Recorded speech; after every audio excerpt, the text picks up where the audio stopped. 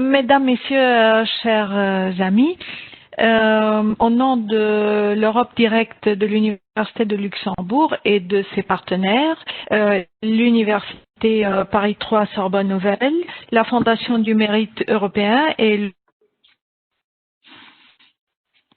du Parlement européen, je vous souhaite la bienvenue à notre webinaire d'aujourd'hui consacré au Brexit. Intitulé Brexit rétrospective et perspective, nous avons le plaisir aujourd'hui d'accueillir une oratrice réputée, la professeure émérite Marie-Claude Esposito, spécialiste dans le domaine de la civilisation britannique, qui va revenir sur les éléments historiques liés à la présence du Royaume-Uni dans l'espace européen et aux racines des relations mouvementées entre le Royaume-Uni et l'Europe. Un deuxième orateur sera M. Christoph Schröder, le chef du bureau du Parlement européen à Luxembourg, qui va nous livrer quelques conclusions visant le présent et l'avenir à la fin de cette manifestation. Après l'exposé du professeur Esposito, nous avons dédié une 25 minutes pour les débats et les réponses que le professeur Esposito apportera à vos questions. Juste pour faire une brève introduction dans le sujet, au 31 janvier de cette année, à minuit heure de Bruxelles, le Royaume-Uni a quitté l'Union européenne, mais ce divorce n'est pourtant pas total. Conformément à l'accord de retrait, le pays est entré dans une transition qui permet de négocier sa future relation avec l'Union, tout en restant provisoirement intégré à un certain nombre de politiques européennes. Cette phase doit prendre fin dans 10 jours et dans 20 jours, donc à la fin de cette année, au 31 décembre 2020. Mais les pourparlers semblent au point mort. S'il demeure la conséquence directe du référendum organisé le 23 juin 2016 par l'ancien Premier ministre David Cameron, le Brexit reflète de longues décennies de rapports tumultueux avec l'Europe supranationale qui ont nourri l'euroscepticisme et l'anti-européanisme des Britanniques. Je voudrais évoquer encore deux choses. D'abord, le discours de Winston Churchill de 1942 portant sur les États-Unis d'Europe. C'était certes une Europe interétatique, mais c'était une Europe unie des peuples européens. Winston Churchill ayant réitéré ses propos dans son discours à l'Université de Zurich de 1946. Et le deuxième élément que je souhaite vous soumettre, c'est que l'adhésion britannique s'est faite au 1er janvier 1973, durant la présidence luxembourgeoise du Conseil des ministres des communautés européennes. Et ça, c'est un aboutissement qui intervient après les deux vétos posés par la France du général de Gaulle. Également, je souhaiterais mettre en avant que la présence du Royaume-Uni au sein de la communauté européenne fut approuvée par le référendum de juin 1975. Mais à l'époque, la démocratie n'était pas soluble dans les algorithmes, comme s'était passé au référendum d'il y a 3 ans. Vous voyez maintenant à l'écran le programme que nous proposons aujourd'hui. Avant de vous présenter plus en détail l'oratrice, je passe la parole à ma collègue Johanna da Silva qui va vous présenter la manière de poser des questions pour la session de débat.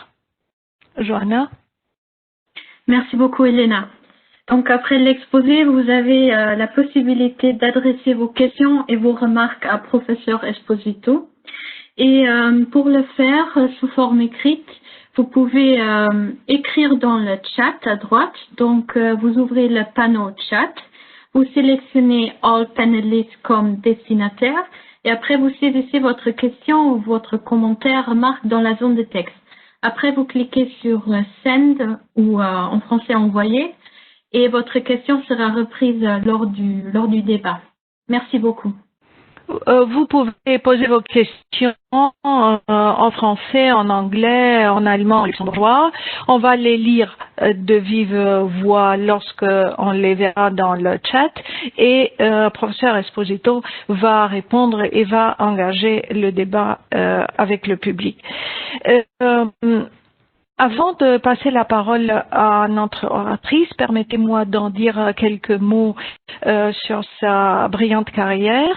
Madame Marie-Claude Esposito est docteur ès-lettres et professeure des universités. Elle est professeure émérite de l'université Sorbonne Nouvelle Paris 3 et membre de l'unité de recherche, intégration et coopération dans l'espace européen, comptant parmi les disciplines enseignées la civilisation britannique, l'économie du Royaume-Uni, l'histoire économique de la Grande-Bretagne et le capitalisme anglo-saxon. Madame Esposito a été professeure invitée à l'université Charles de Prague, à l'université Corvinus de Budapest et à la Sapienza de Rome. Elle est entre autres membre du comité scientifique du Centre national du livre en France et coordinatrice de la collection Les grands entrepreneurs aux éditions Economica et elle est l'auteur de nombreux travaux de recherche et de publications dans ses domaines de prédilection. Elle est bien entendu la formatrice de bon nombre de générations d'étudiants, de chercheurs et de doctorants. Madame Esposito, cher professeur, la parole est à vous. Et merci d'avoir pensé à moi et de m'avoir invité pour cette manifestation. J'ai donc choisi de parler du Brexit, et du Brexit dans le temps long, comme disent les historiens. C'est-à-dire que je vais remonter à peu près au XVIIe siècle et essayer de montrer comment le Royaume-Uni s'est positionné à la fois vis-à-vis de l'Europe et vis-à-vis du grand large. Alors, la première chose que je voudrais dire, qui me paraît importante, c'est de souligner que le Brexit est d'abord un choix anglais. Je dis bien anglais. Il a été soutenu par les Gallois, mais il n'a pas été soutenu par l'Écosse ni par l'Irlande du Nord. Et ça me paraît très très important, surtout pour la suite de ce qui va se passer une fois que le Royaume-Uni aura quitté l'Union européenne. Donc, comme je vous l'ai dit, il me paraît aussi important de replacer le Brexit dans le temps long, pour voir que la Grande-Bretagne a toujours été proche, d'une certaine manière, de l'Europe, mais qu'elle a aussi toujours voulu garder son indépendance. Et peut-être qu'on pourra considérer les 47 années durant lesquelles elle a fait partie de l'Union européenne comme une sorte de parenthèse dans son histoire, parenthèse mais qui ne va pas, je pense, s'effacer facilement. Les négociations du Brexit sont là pour en témoigner. Depuis au moins 3 siècles, on peut dire que la Grande-Bretagne et enfin et le Royaume-Uni ont eu un rapport compliqué à l'Europe continentale, historiquement rattaché à l'Europe, mais ayant construit un vaste empire, symbole de sa puissance au XIXe siècle. Ce pays paraît avoir des difficultés à choisir sa sphère d'influence. Alors, les deux premiers ministres britanniques qui sont impliqués dans la négociation du Brexit, je veux dire Theresa May et Boris Johnson, ont tous deux utilisé l'expression Global Britain. Theresa May pas moins de 6 fois dans le discours de Lancaster et Boris Johnson dès qu'il a été ministre des Affaires étrangères, puis quand il a été Premier ministre. Il paraît donc, me semble-t-il, légitime de se demander si le Royaume-Uni est en train de redéfinir sa position au sein de l'espace international au moment où il s'apprête à quitter l'Union européenne. Et pour répondre à cette question, j'utiliserai une approche historique qui se déroulera en 3 périodes. Est-ce qu'on peut faire avancer la diapositive? Merci beaucoup. Première période, donc, qui va aller du début du XVIIIe siècle à la Première Guerre mondiale. Deuxième période, qui va couvrir la période allant de la fin du premier conflit mondial à la Seconde Guerre mondiale. Et troisième période, celle où le Royaume-Uni va essayer de concilier les 3 cercles de Churchill. Bon, j'en viens à la première période, donc l'Europe et l'Empire de 1713 à 1914. 2 mots pour vous rappeler la conquête normande par Guillaume le Conquérant et pour vous dire que les dynasties royales anglaises proviennent de familles de l'Europe continentale. Je vous parlerai simplement de Henri Plantagenet qui accède au trône en 1154 et qui va se passer le plus clair de son temps à administrer les fiefs qu'il a acquis en Normandie, en Aquitaine ou en Bretagne, soit par le mariage, soit par la guerre. Et je vous rappellerai aussi la guerre de 100 ans, qui oppose la dynastie française des Valois aux rois anglais, les Plantagenets d'abord, puis les Lancastres, et qui va mettre fin aux prétentions territoriales de la Grande-Bretagne sur le continent. C'est donc une période très importante. À partir du XVIIe siècle, les Anglais vont chercher à la fois à assurer leur sécurité en Europe, c'est-à-dire à éviter toute invasion, et en même temps, ils vont construire un vaste empire au-delà des mers. Suivant les moments, ils vont soit s'impliquer fortement dans le système européen, soit au contraire se consacrer à leur conquête impériale dès lors qu'ils ne se sentent plus menacés sur le continent européen. Autrement dit, la Grande-Bretagne va avoir dès le XVIIe siècle une stratégie à la fois européenne et mondiale qu'on peut traduire par global. Par exemple, je vais prendre alors que quelques exemples parce que j'ai pas le temps de tout voir en détail. Sous le règne de Louis XIV, 1651-1715, la Grande-Bretagne va empêcher que la France devienne la puissance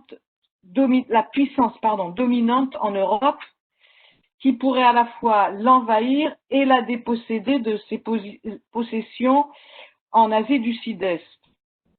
Un autre exemple, c'est la Révolution française, où d'abord la Grande-Bretagne va refuser de faire la guerre à la France, et puis son premier ministre, qui s'appelle William Pitt, va changer d'avis, et jusqu'à la défaite de Napoléon à Waterloo en 1815, la Grande-Bretagne va participer à toutes les coalitions contre la France révolutionnaire et la France impériale. Le plus souvent, elle y participe d'une manière indirecte, c'est-à-dire qu'elle finance les princes allemands, etc., pour que eux se battent directement contre les armées françaises. Et les historiens considèrent que durant les XVIIe et XVIIe siècles, la Grande-Bretagne a pratiqué en Europe une politique d'équilibre des puissances qui culmina avec la mise en place de ce qu'on a appelé le concert européen, grâce à la signature du Congrès de Vienne en 1815. Donc c'est une date extrêmement importante et à partir de cette date et jusqu'en 1906, la Grande-Bretagne va avoir une stratégie différente. Elle ne va plus soutenir les pays faibles contre le pays qui devient puissance sur le continent européen, mais elle va participer à ce concert européen d'une manière irrégulière. Par exemple, prendre quelques exemples, elle va rechercher le soutien de Louis-Philippe et le soutien de Napoléon III pour lutter contre l'expansion de la Russie en Méditerranée qui menace la route des Indes. C'est ce qui donnera la guerre de Crimée. En revanche, dans le dernier quart du XIXe siècle, elle va mener une politique européenne de splendide isolement. C'est comme ça qu'elle a été appelée. Ça va de la période à peu près 1860 à 1904, où, par exemple, elle ne va pas s'impliquer dans les guerres de l'unification allemande et de l'unification italienne. Elle ne va pas s'impliquer dans la Révolution française de 1870 que nous appelons la Commune, car à cette époque-là, en fait, ce qui lui intéresse le plus, c'est le développement du libre-échange et l'administration de son empire et l'expansion de celui-ci vers l'Afrique. Il y aura des conflits importants, par exemple avec la France, la crise de Fashoda en 1898, et puis un autre conflit très important où la France n'est pas impliquée, qui est la guerre des bourgs en Afrique du Sud. Alors il y a eu deux guerres des bourgs, d'abord une de décembre 1880 à mars 81, puis une seconde de 1899 à mai 1902, qui va aboutir à l'intégration des deux républiques bourgs dans l'Empire britannique avec la création de l'Afrique du Sud en 1910. En 1907, quand l'Allemagne va devenir commencer à devenir de plus en plus menaçante, la Grande-Bretagne va changer de stratégie. Et là, elle va décider de revenir dans le jeu diplomatique européen avec la création de la triple entente entre la Grande-Bretagne, la France et la Russie. Mais elle va aussi essayer de rester le plus longtemps possible à l'écart de la guerre, c'est-à-dire qu'elle ne déclarera la guerre qu'au dernier moment, elle ne la déclarera en fait qu'en août 1914, quand l'Allemagne impériale va envahir la Belgique, qui était un pays neutre. Je terminerai cette partie avec en vous montrant deux citations de deux anciens ministres des Affaires étrangères britanniques, d'une part Lord Clarendon et Lord Palmerston, parce que ces deux citations me paraissent encore d'une grande actualité. Donc la première qui vous dit « Je m'intéresse uniquement à ce qui peut être à l'honneur et à l'avantage de la Grande-Bretagne et aux perspectives les plus justes pour développer ses relations commerciales, sa sphère d'influence et son pouvoir. Tout est dit. L'avantage de la Grande-Bretagne, toujours ses intérêts d'abord, comme beaucoup de pays, les relations commerciales, très important, et la sphère d'influence de la Grande-Bretagne. » Et Lord Palmerston, alors lui, avec une situation beaucoup plus courte, nous n'avons pas d'alliés éternels ni d'ennemis perpétuels. Vous m'excuserez, j'ai oublié de mettre un S. Celle-là, je pense, est très très intéressante, s'applique à la période moderne. Nous n'avons pas d'alliés éternels. Le Brexit, on va quitter l'Europe, mais nous n'avons pas d'ennemis perpétuels. D'ailleurs, si on retourne au discours de Theresa May et même à ceux de David Cameron, ils considèrent que les Européens sont leurs amis. J'en viens maintenant à ma deuxième partie, et ce qui va aller de la Première Guerre mondiale à 1938, donc qui va en fait couvrir la Première Guerre mondiale et ce qu'on appelle l'entre-deux-guerres. Et là, on va voir que la stratégie britannique se divise entre l'Empire, l'Europe, et c'est une stratégie qui est tout à fait pragmatique au cas par cas. Alors, parce qu'en fait, la Grande-Bretagne va hésiter entre deux types de stratégies. Les stratégies anciennes, c'est-à-dire essayer de préserver les équilibres, et de nouvelles stratégies qui pourraient, si elles avaient été suivies, la rapprocher de l'Europe. Alors, parmi les stratégies anciennes, je ferai mention de la conférence de la paix à l'issue de la guerre. Alors, pendant cette conférence, les représentants de la Grande-Bretagne militent pour un traité qui puisse protéger la France contre toute nouvelle agression allemande. Mais lorsque la France et la Belgique décident d'occuper la Ruhr en 1923 parce que l'Allemagne ne rembourse pas ses indemnités de guerre, à ce moment-là, les Anglais plaident pour une annulation des dettes de guerre. Alors, cela fera dire, j'ai repris une phrase d'une historienne française qui est très spécialiste de la période et qui s'appelle Denise Artaud, que je trouve très intéressante, enfin sa phrase, je la trouve très intéressante. Je vous la lis.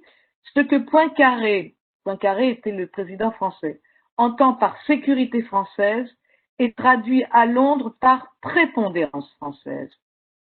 Ce que le gouvernement britannique appelle l'équilibre européen est interprété à Paris comme un impérialisme allemand renaissant. Alors, forcément, c'était difficile pour ces deux pays de se comprendre. Autre exemple que j'ai choisi, l'année 1924. À ce moment-là, on a le premier gouvernement travailliste au pouvoir. Et ce gouvernement travailliste, avec le gouvernement français de l'époque, veulent réformer la jeune société des nations et rendre automatique la mobilisation des États contre tout pays agresseur. Mais une fois que les conservateurs vont revenir au pouvoir, ils vont rejeter ce projet. Pourquoi? Parce qu'il les priverait il priverait la Grande-Bretagne de la liberté de déclarer la guerre ou d'organiser la paix. Enfin, je prendrai comme exemple la période de la crise de 1929, durant laquelle le Royaume-Uni, continuons à dire la Grande-Bretagne, décide encore de se replier sur son empire et de se dégager de l'Europe. Et donc, elle va à ce moment-là décider de pratiquer une politique qui a été appelée la politique d'apaisement. Politique d'apaisement qu'elle va pratiquer vis-à-vis de l'Allemagne nazie pour essayer d'éviter la guerre, mais qui va finir par conduire à la guerre. Et donc, c'est une politique qui va être une espèce de suite de renoncement, je dirais. Alors, elle ne va pas intervenir dans la guerre civile espagnole. Elle va fermer les yeux pendant la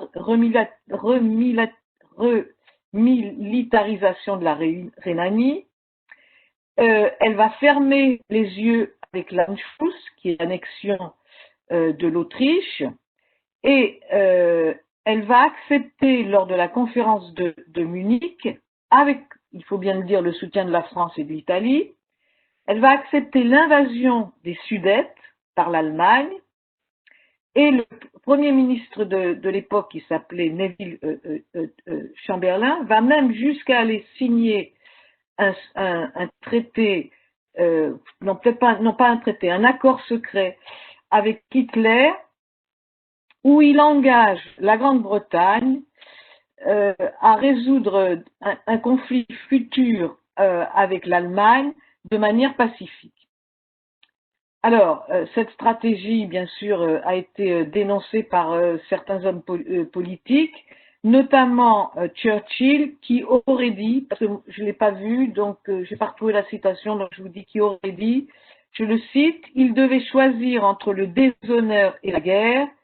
Ils ont choisi le déshonneur et ils auront la guerre. » Parmi les solutions nouvelles, il y a l'idée que le concert européen n'est plus opérant et que si l'on veut éviter la guerre, il faut maintenant trouver une autre idée, et cette autre idée, c'est celle de l'intégration européenne.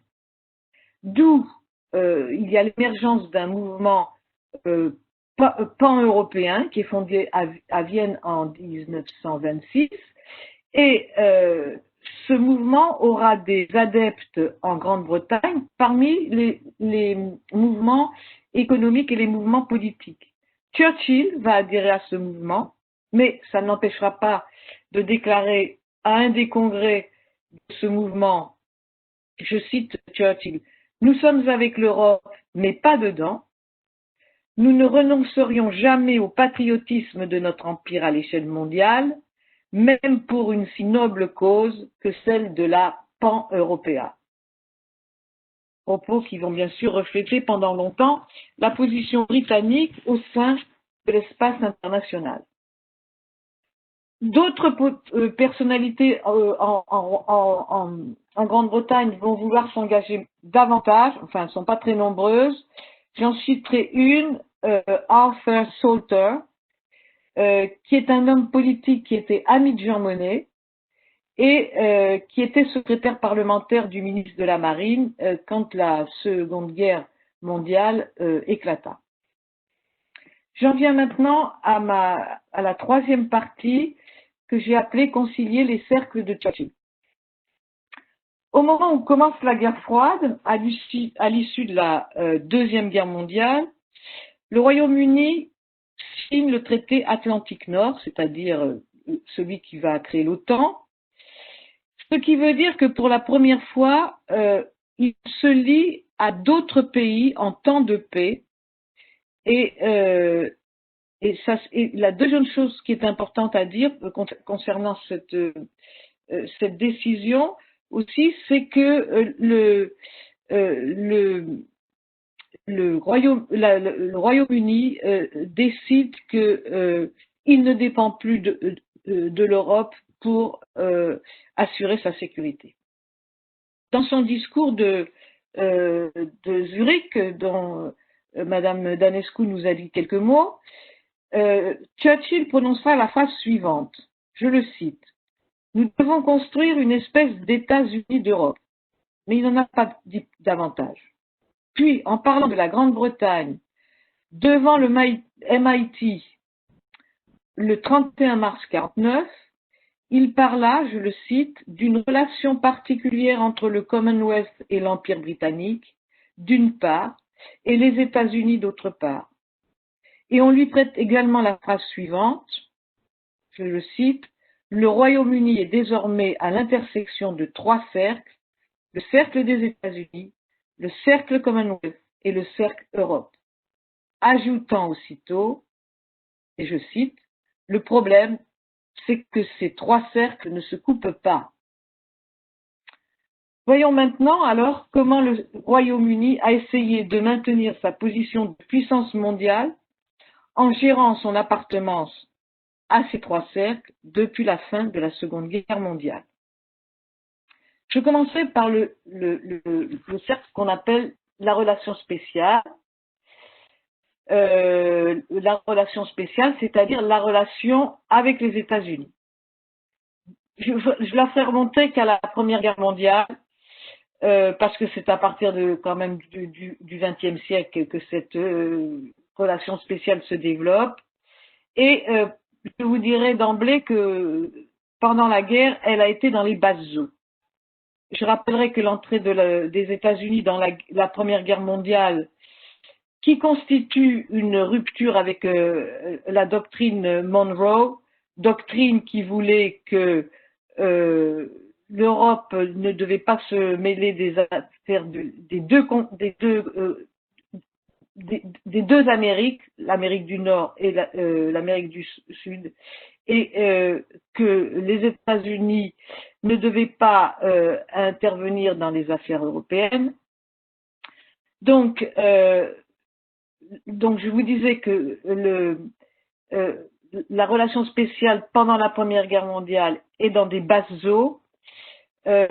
L'entrée des États-Unis est très tardive.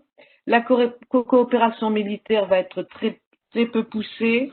Les désaccords entre le président américain Wilson et le Premier ministre britannique Lloyd George sont nombreux.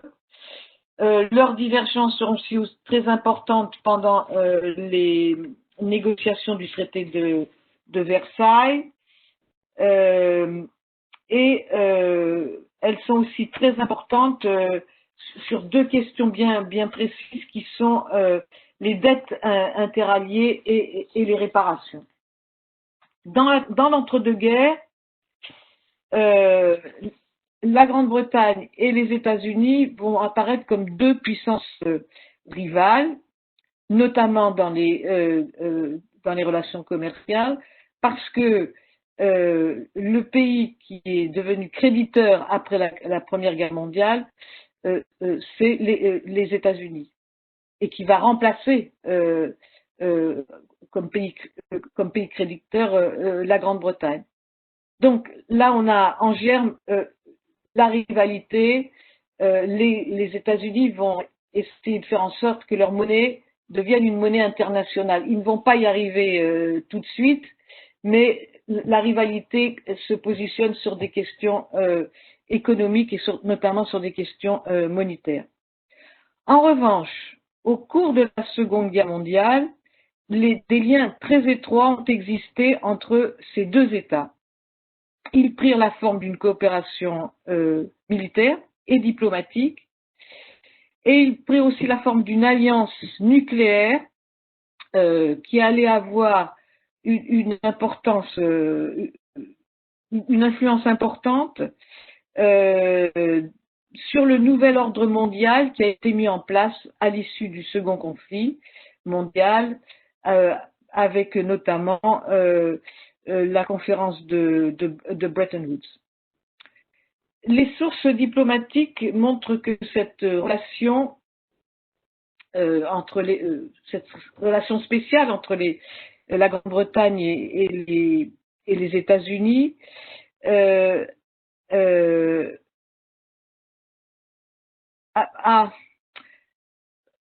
les sources montrent que c'est toujours la Grande-Bretagne qui a été le moteur de cette relation spéciale. Pour certains historiens, cette relation est synonyme de relation privilégiée. Pour d'autres, au contraire, elle est le produit d'intérêts bien compris, à savoir qu'à l'issue de la Seconde Guerre mondiale, la Grande-Bretagne se rend compte que elle n'est plus assez puissante pour lutter seule contre le communisme. Trois couples de présidents et de premiers ministres vont illustrer l'entente après la Seconde Guerre mondiale. On aura le couple Macmillan-Kennedy, on aura le couple Thatcher-Reagan et on aura le couple Blair-Bush. Cette relation va permettre à la Grande-Bretagne de profiter d'aide militaire, mais à plus long terme, il n'est pas impossible qu'elle ait empêché ce pays de comprendre qu'au sortir de la guerre, il n'était plus la grande puissance qu'il rêvait d'être, et que cela peut-être empêché de faire des ajustements nécessaires. Quoi qu'il en soit, cette relation a été un élément moteur pour empêcher le Royaume-Uni de jouer un rôle important dans la construction européenne.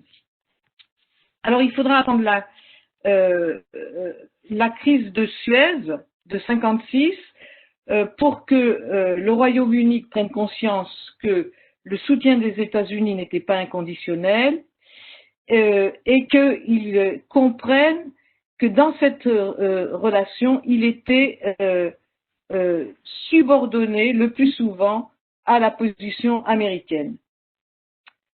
Je pense que je vais un petit peu sauter. Je vais sauter à Margaret Thatcher. On peut avancer parce qu'autrement j'ai peur d'être un petit peu longue.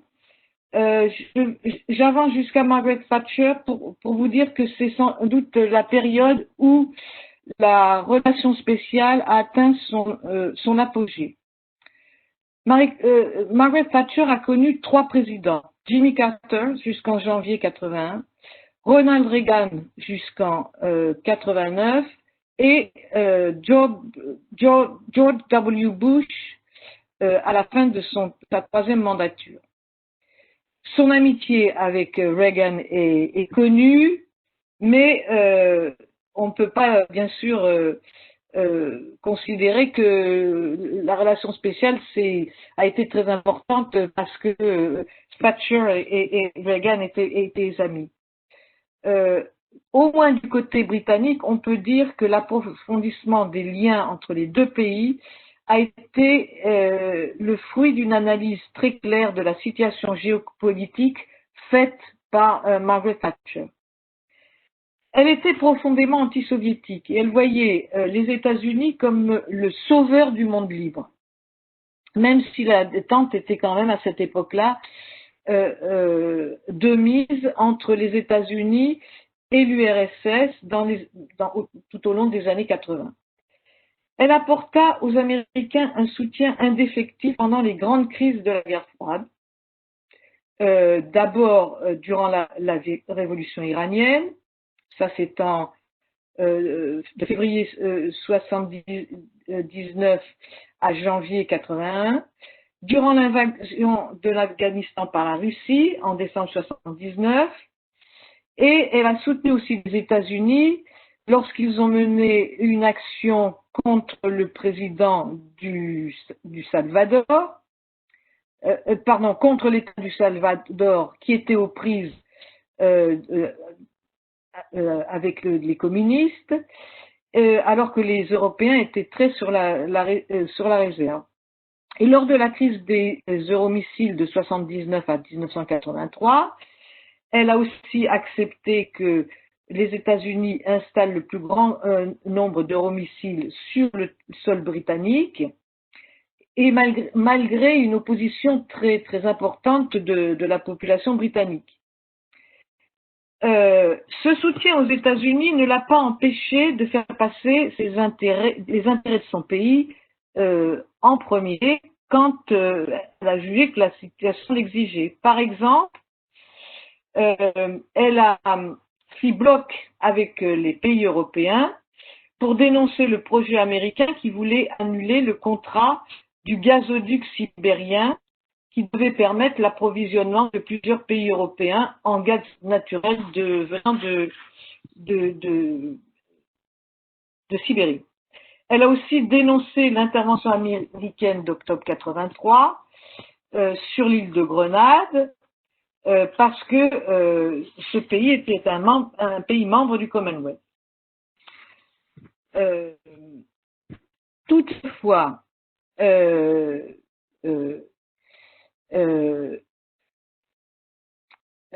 à la fin de son mandat, elle s'est un petit peu réconciliée avec les Américains, notamment pendant l'occupation du Koweït par l'Irak en 90. Donc c'est peu de temps avant qu'elle quitte le pouvoir.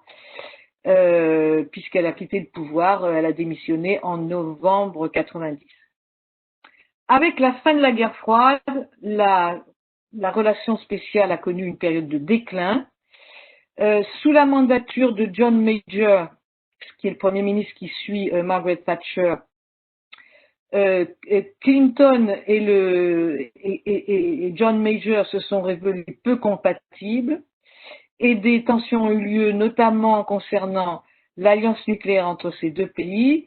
Et ces tensions ont atteint un paroxysme pendant la crise yougoslave, parce que Clinton a voulu lever l'embargo sur les armes pour que les musulmans puissent se défendre, alors que la communauté européenne ne le souhaitait pas pour essayer d'enrayer le conflit. Sous la mandature de Tony Blair, la relation spéciale a repris quelques couleurs,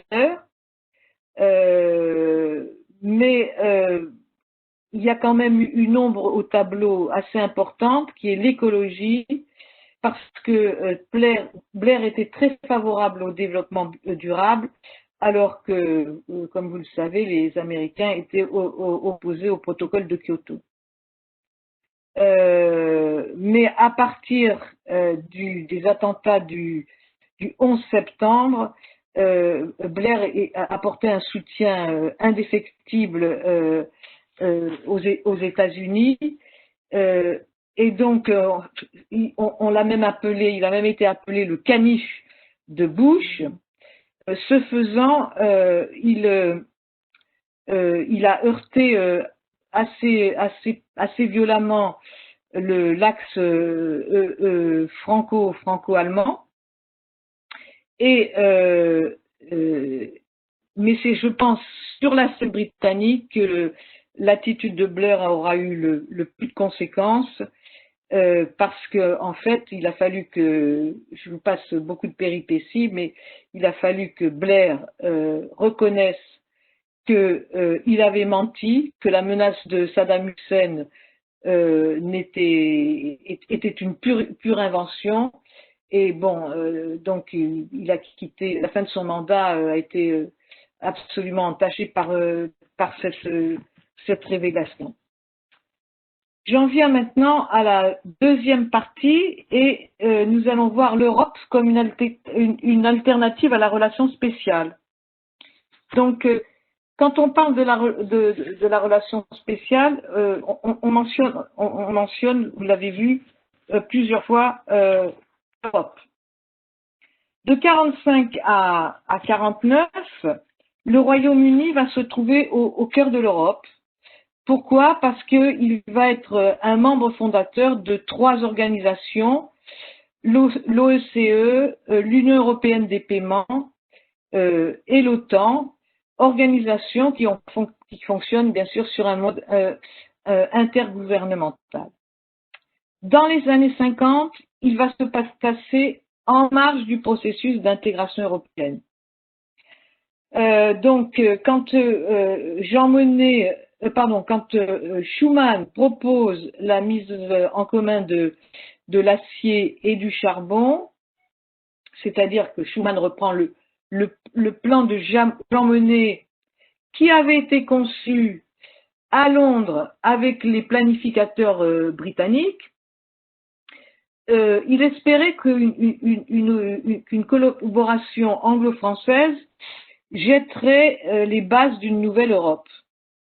Mais durant les élections de 1950, qui ont ramené les travaillistes au pouvoir, la question de la CECA n'a même pas fait, de ce qui allait devenir la CECA, n'a même pas fait l'objet d'un des thèmes de la campagne.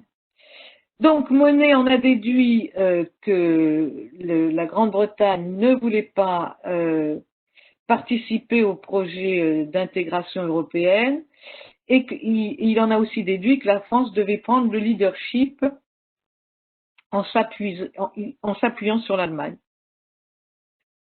Et je veux dire, ça a créé des tensions entre l'Europe et la Grande-Bretagne, parce que le ministre des Affaires étrangères britannique n'a été informé du plan Schuman que quelques heures avant qu'il soit rendu public, alors que les États-Unis étaient au courant.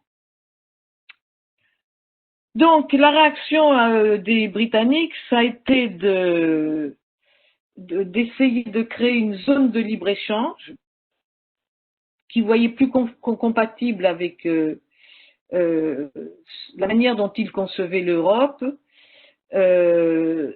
Et donc, ils ont décidé de rester à la périphérie du processus de l'intégration européenne. Et ils se sont exclus de la position de leadership en Europe, alors que juste après la guerre, ils avaient essayé de revendiquer cette position. Les négociations qui ont démarré en juin 59 au sein de l'OFCE ont abouti à la création d'une zone de libre-échange qui au départ va regrouper 10 pays, le Royaume-Uni bien sûr, et puis le Danemark, la Norvège, la Suède, la Suisse, l'Autriche, le Portugal. Et donc vous voyez que beaucoup de ces pays ont ensuite rejoint l'Union européenne, enfin d'abord la CE, puis l'Union européenne. Alors, dès le début, l'AELE est apparue comme une concurrente de l'Europe des six, parce que sa conception a rompu totalement avec la recherche de l'équilibre des pouvoirs qui avaient été défendus par la Grande-Bretagne pendant plusieurs siècles. De 1961 à 1970, le Royaume-Uni va être à la recherche d'une nouvelle diplomatie, et c'est durant cette période-là il va y avoir trois tentatives pour qu'ils rejoignent la CE. Alors la première tentative est un échec, mais dès cette première tentative, il va revendiquer des régimes d'exception. La deuxième tentative, alors elle est un échec parce que le général de Gaulle y met son veto. Il a très peur en fait, il a très peur que par le biais de la Grande-Bretagne, les États-Unis soient très impliqués dans l'Europe et qu'on arrive à une Europe atlantiste. Je passe vite parce que je pense que c'est des choses qui sont assez connues. La deuxième demande d'adhésion est faite par un gouvernement travailliste qui est dirigé par Harold Wilson, et là aussi ça ne va pas marcher. Il va falloir attendre l'arrivée d'Edward Heath, qui est le premier ministre très pro-européen qui ait eu le Royaume-Uni, pour que cette adhésion devienne possible. Alors, elle va devenir possible avec aussi l'entrée du Danemark et de l'Irlande dans la communauté européenne, c'est-à-dire que ça correspond au premier élargissement.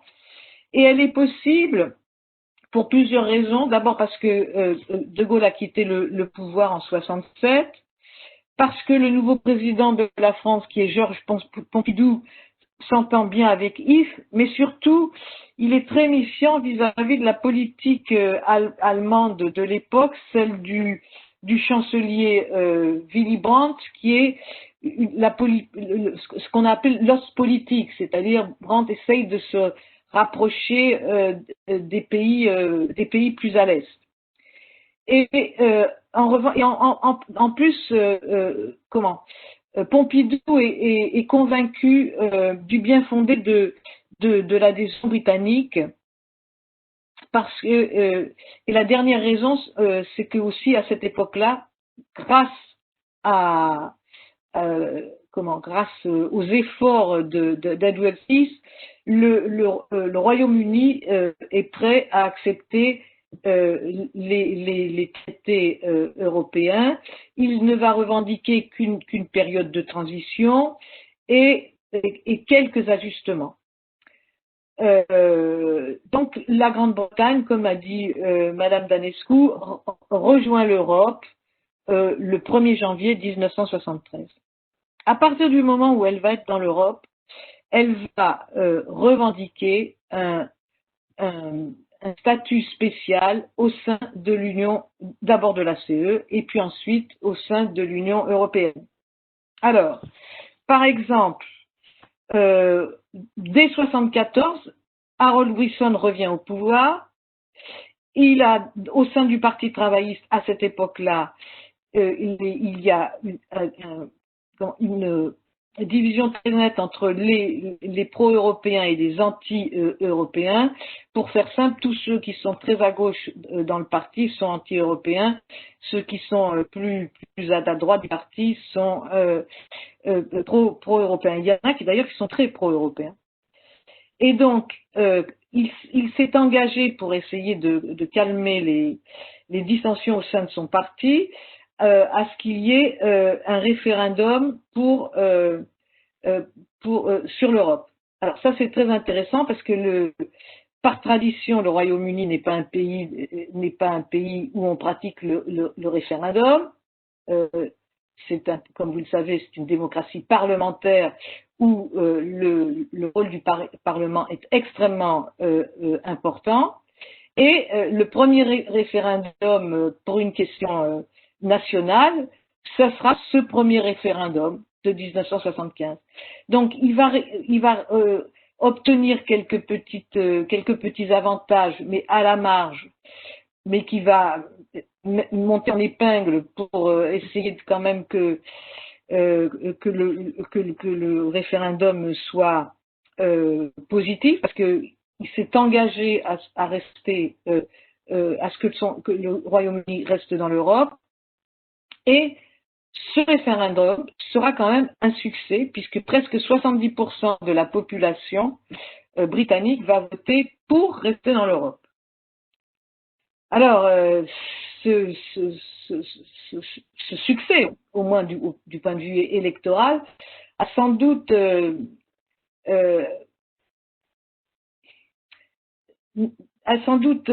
masqué le fait que l'Europe était partie et continuait d'avancer dans une direction dont fondamentalement les Britanniques ne voulaient pas, parce qu'ils en étaient aux antipodes, c'est-à-dire un processus d'intégration toujours plus poussé du côté européen, alors que les Britanniques voulaient rester à la marge, rester dans une structure intergouvernementale et qui s'occupe surtout de questions économiques. À partir de Margaret Thatcher, le système est devenu de plus en plus dérogatoire. Alors, je pense qu'on ferait une très mauvaise analyse si on pensait que Margaret Thatcher était anti-européenne. Elle ne l'était pas. D'ailleurs, lors du référendum de 75, elle s'était engagée à participer à la campagne d'adhésion du Parti conservateur qui militait pour que le Royaume-Uni reste dans l'Europe. Mais Margaret Thatcher avait une vision très différente, avait une vision de l'Europe très différente de ce qui était en train de devenir l'Europe. Il faut se souvenir qu'à cette époque, nous avons un président de la Commission européenne qui est Jacques Delors, et donc qui va lui essayer de faire des pas de géant au processus intégrationniste et essayer d'aller le plus possible dans la voie du fédéralisme. Alors bien sûr, ça c'était complètement à l'opposé de ce que voulait Margaret Thatcher, qui a eu beaucoup de conflits avec Jacques Delors. Elle avait une conception de l'Europe qui était plus proche de celle de Gaulle, et en plus elle voulait réformer l'Europe pour qu'elle soit plus efficace, et elle était très opposée à la bureaucratie bruxelloise, ce qui peut bien se comprendre, puisque dans son propre pays, elle a passé beaucoup de temps pour essayer de réformer l'administration britannique pour qu'elle soit plus efficace.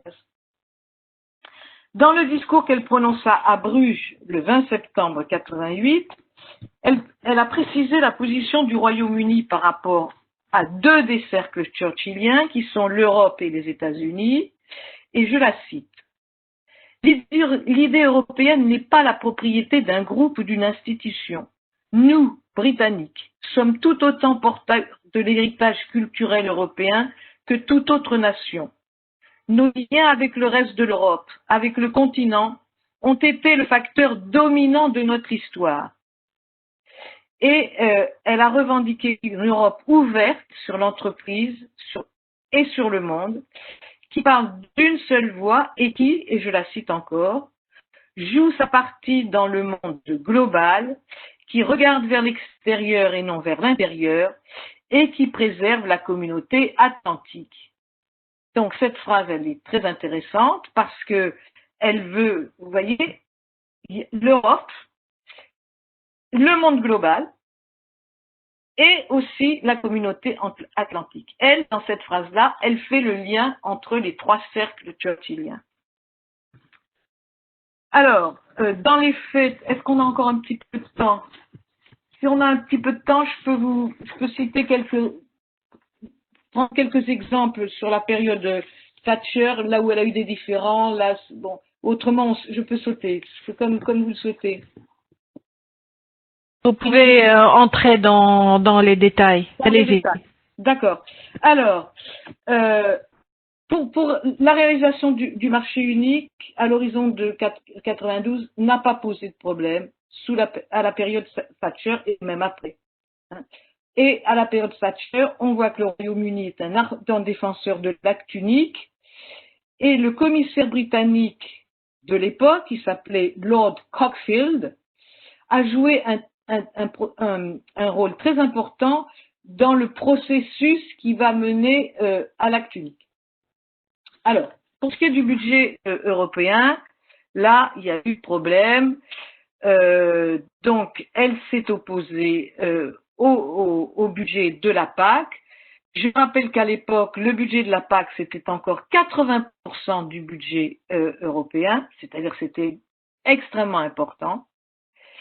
Le Royaume-Uni était un des trois plus gros contributeurs nets de l'époque. Il avait une agriculture très réduite.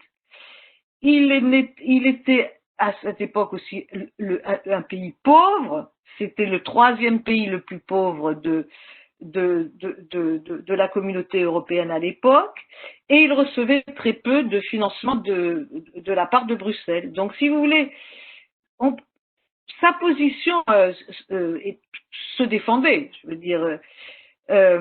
Donc, alors là, elle a bataillé. Bon, tout le monde connaît l'expression I want my money back. Et elle a fini par obtenir une diminution de la contribution du Royaume-Uni au budget de la communauté européenne au congrès de Fontainebleau de 1984. Je crois que c'est à ce congrès, je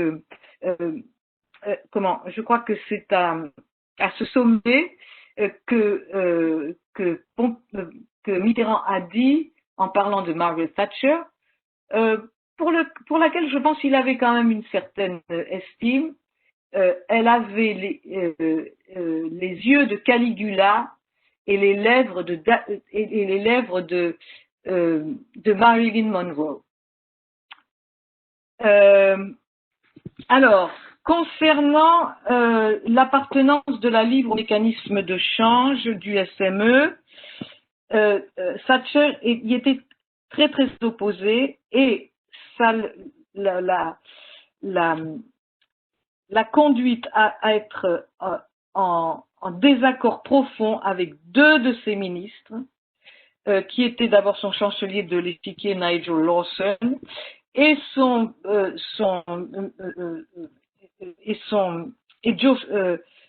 Geoffrey Howe. Et si vous voulez, c'était quand même deux personnes qui étaient deux gros poids lourds du gouvernement, et tous deux étaient convaincus qu'il fallait que la livre rejoigne le mécanisme de change du SME pour pouvoir enfin résoudre le problème de l'inflation en Grande-Bretagne.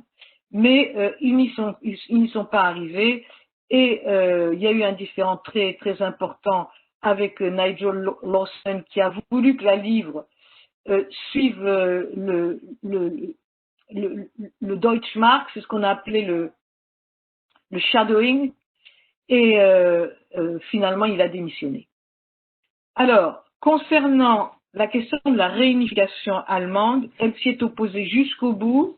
Au début, elle a été soutenue par Mitterrand, mais ensuite Mitterrand a très vite changé son fusil d'épaule. Et en revanche, Margaret Thatcher, non.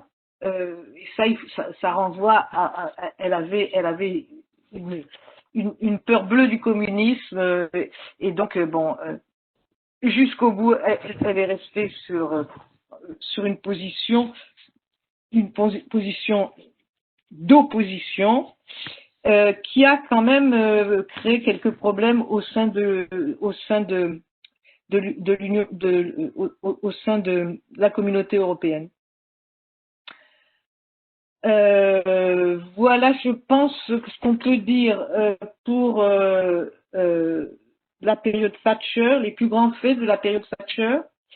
Alors, sous John Major, on va avoir une intégration à la carte. John Major, au début, se montre assez coopératif avec l'Union européenne.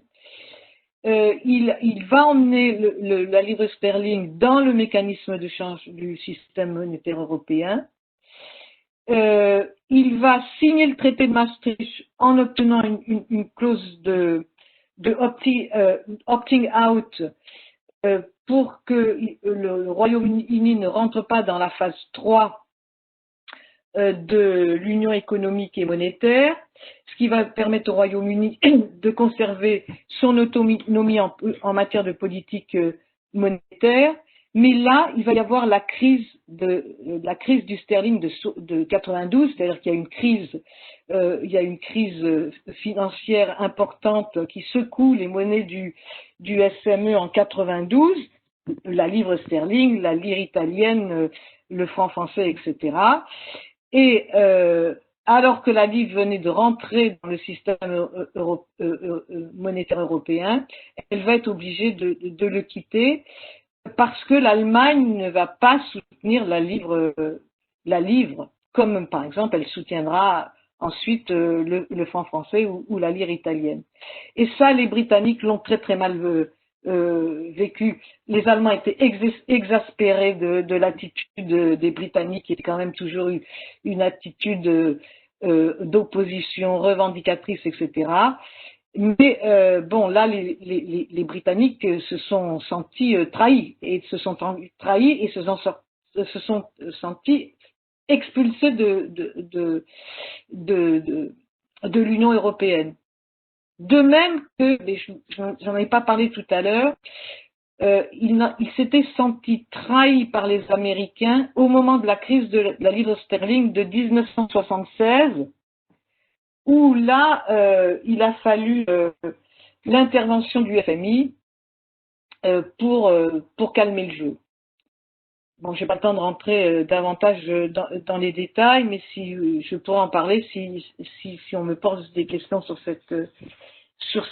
ces deux crises. Mandature de Tony Blair et de Gordon Brown, on peut dire que c'est une période assez ambiguë. Alors, Tony Blair il va apparaître assez pro-européen au début de son mandat. Donc, il va signer le traité d'Amsterdam, il va jouer un rôle important pour la préparation du traité de Lisbonne, il va signer la charte sociale, il va signer la convention des droits de l'homme. Mais la livre ne rentrera pas dans l'euro sous son mandat, alors qu'il semblait y être prêt, mais son chancelier de l'époque, qui était Gordon Brown, y était très opposé. Et concernant le traité de Nice, il va obtenir le droit de maintenir son veto concernant la fiscalité, et certains aspects sociaux. Alors, Blair, qu'est-ce qu'il a voulu faire du point de vue de la politique étrangère par rapport à aux trois cercles? Il a souhaité, d'une certaine manière, à ce que son pays assume un rôle leadership au sein de l'Union européenne. Et ça l'a conduit à faire des rapprochements avec la France, mais surtout avec l'Allemagne, c'est-à-dire à former ce qu'on pourrait presque dire une sorte de petit couple franco-britannique et puis de plus gros couples germano-britanniques, hein, parce que Blair était très proche de Schröder. Hein. Blair-Schröder, c'est un peu un couple. On peut pas dire que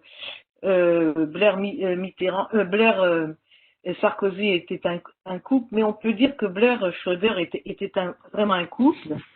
Et ça va même, parce que si vous voulez, tous les deux étaient partisans de ce qu'on appelle la troisième voie, et ça va les amener à signer, ils vont faire une déclaration commune en 1999 qui va être plus ou moins bien appréciée par les autres membres de la communauté européenne. Et dans le même temps, Blair va aussi essayer de renforcer les liens avec certains pays du Commonwealth. Donc, on peut dire que peut-être sous le mandat de Blair, comme peut-être sous le mandat de Margaret Thatcher, les trois cercles churchilliens se sont coupés. En revanche, quand Brown va être au 10 Downing Street, là, on ne pourra pas dire ça. Brown avait la réputation d'être assez eurosceptique.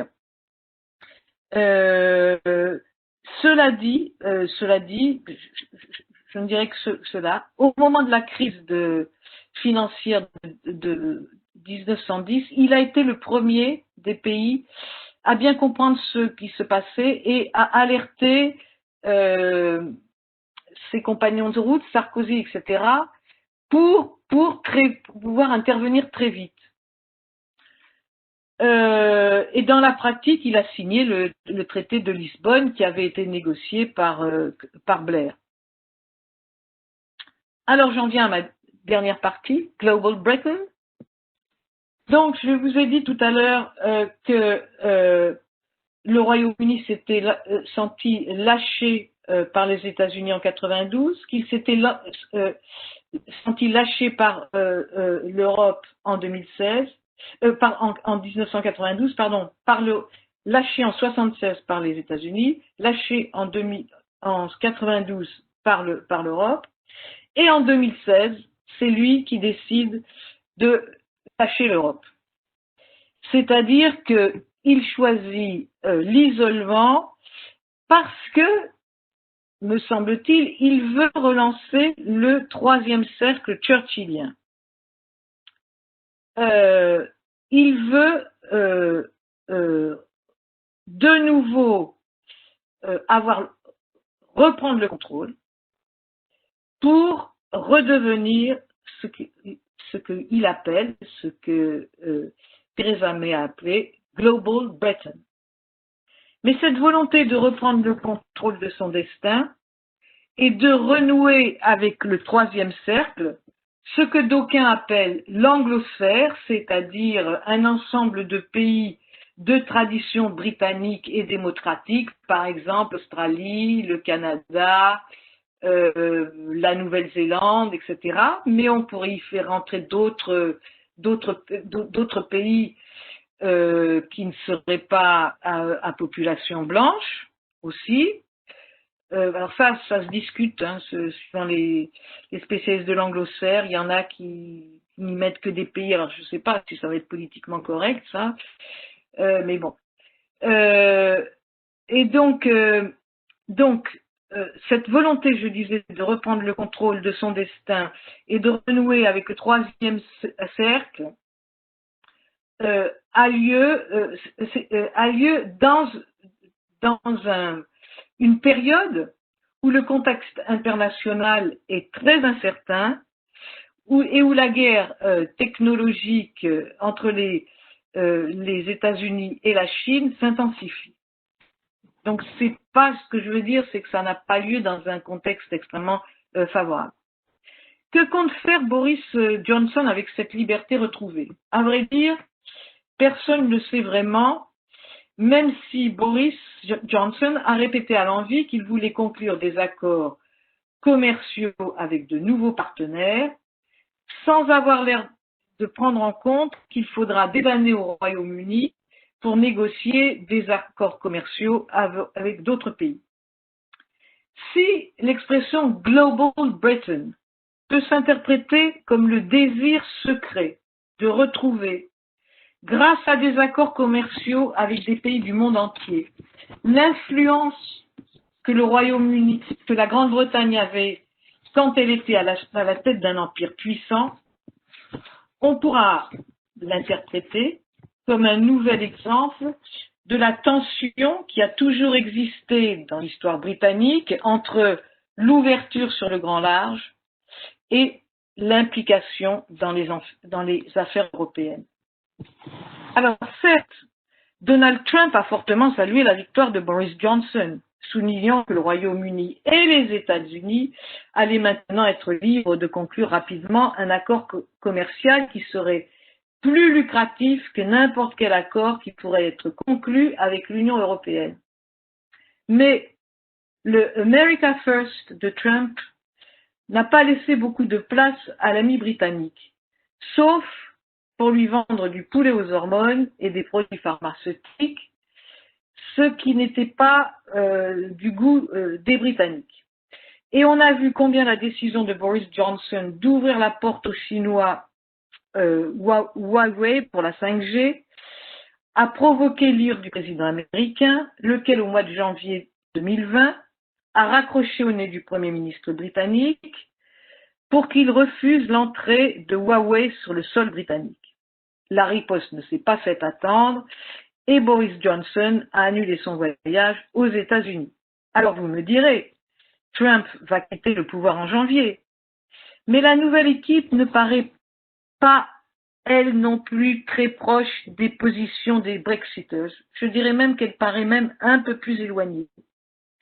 Et Joe Biden, d'origine irlandaise, a déjà fait savoir qu'il n'y aurait pas d'accord commercial entre les États-Unis et le Royaume-Uni si l'accord du vendredi saint de 1998 n'était pas respecté. Alors cet accord, c'est un accord très important qui a mis fin à une guerre de près de 30 ans en Irlande entre les deux communautés et cet accord est à l'heure actuelle dans la négociation un enjeu très important. Donc, on peut se demander si Boris va soutenir la création d'un Singapour sur la Tamise, c'est-à-dire un paradis fiscal et libéral. On peut, si on se pose cette question, il faut comprendre que ça voudrait dire créer des ports francs le long des côtes britanniques qui importeraient sans droit de douane des marchandises venues de l'Asie pour les exporter vers l'Union européenne. Alors on peut se poser la question suivante, est-ce que l'Union européenne laissera faire? Alors qu'elle a écarté depuis le début de la négociation la possibilité d'un accord sans ce qu'elle appelle level playing field, c'est-à-dire sans règles du jeu équitable. Mais est-ce que l'Union européenne aura les moyens d'empêcher la création d'un Singapour sur la Tamise? Il est temps de conclure.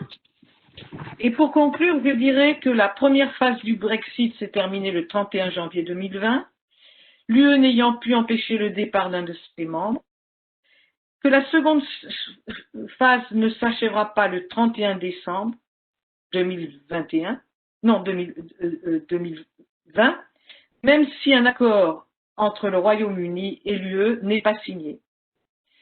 Quel que soit le résultat de la négociation, le Royaume-Uni va devoir revoir tous les accords de l'UE qui stipulent que si les États sont liés entre eux du fait de leur appartenance à l'UE, là, l'accord doit être revu.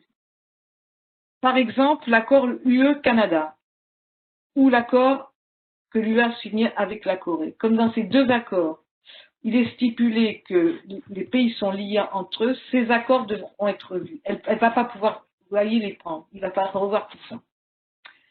Depuis que le Royaume-Uni a choisi l'option Brexit, ces adeptes accordent de plus en plus d'importance aux deux autres cercles churchilliens, la relation spéciale et le Commonwealth, requalifiés en anglosphère. Mais celle-ci, le Brexit menace l'unité entre les 4 nations du Royaume en proie à des forces centrifuges très fortes. Certes, Boris Johnson ne paraît pas prêt de demander au Parlement de Westminster de donner le feu vert pour organiser un vote sur le rattachement de l'Écosse à l'Union européenne, laquelle ne paraît pas du reste très pressée d'envisager un tel rattachement. Mais pour l'Irlande du Nord, la question est sans doute plus difficile. Ce pays est plus proche de faire scission avec le Royaume-Uni pour se rattacher à l'Irlande, donc à un des pays membres de l'Union européenne, surtout si l'accord du Vendredi Saint n'est pas respecté. Mais le processus risque d'être violent. Quoi qu'il en soit, et quelle que soit la forme du Brexit, le gouvernement de Boris Johnson va devoir apporter rapidement une réponse institutionnelle à la fragmentation du Royaume britannique. Merci beaucoup.